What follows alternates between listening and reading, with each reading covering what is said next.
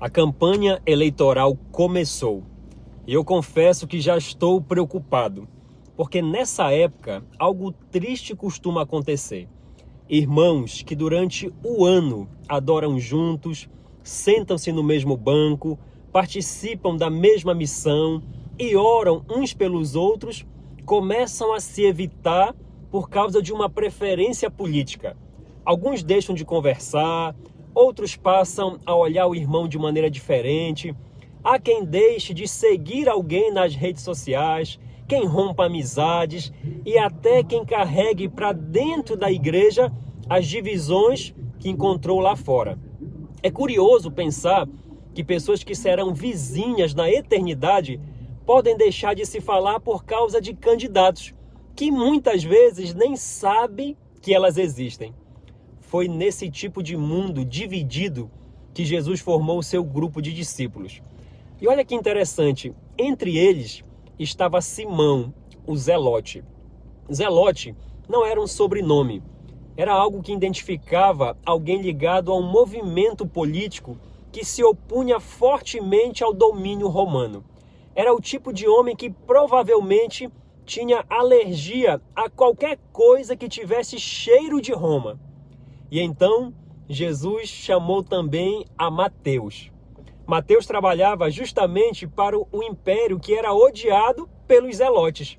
Era um cobrador de impostos, alguém associado à máquina romana, alguém de dentro do sistema. E por isso, profundamente rejeitado por muitos judeus. Se existisse rede social naquela época, talvez Simão já tivesse bloqueado Mateus antes mesmo de conhecê-lo. Humanamente falando, aquela dupla tinha tudo para transformar cada conversa em um debate político. Cada reunião dos discípulos com Jesus em um verdadeiro embate ideológico de direita e esquerda. Mas Jesus fez algo extraordinário. Ele não chamou Simão para abandonar sua história, nem chamou Mateus para fingir que o seu passado não existia. Ele os chamou para algo maior, muito maior.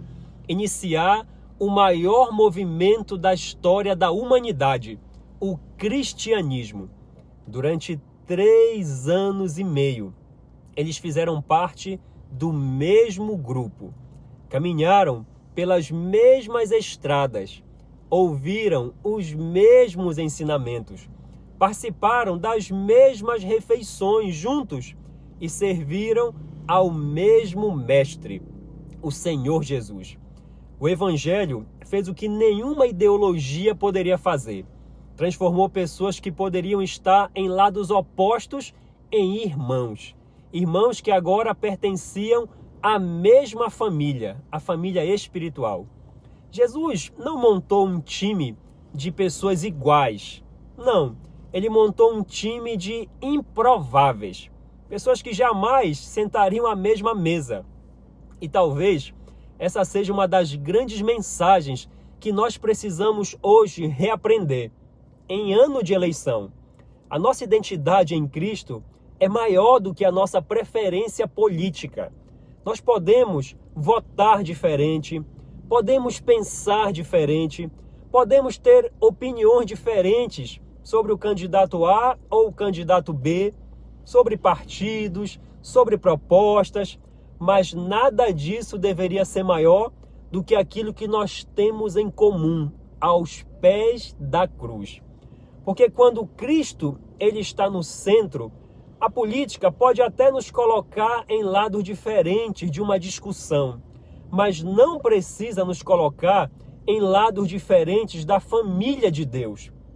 Não existe um partido político que seja capaz de ocupar o lugar de Cristo na minha e na sua vida. Não existe candidato capaz de ser maior do que o nosso Salvador, Jesus Cristo.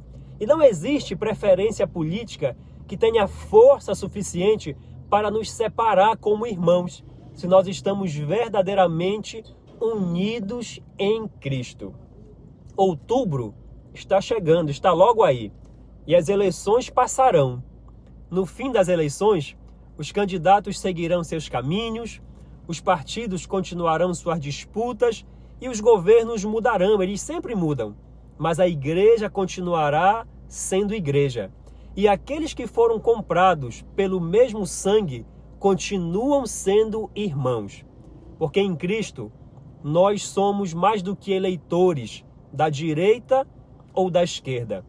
Nós somos irmãos da mesma família, discípulos do mesmo mestre e peregrinos rumo ao mesmo reino. Pense nisso.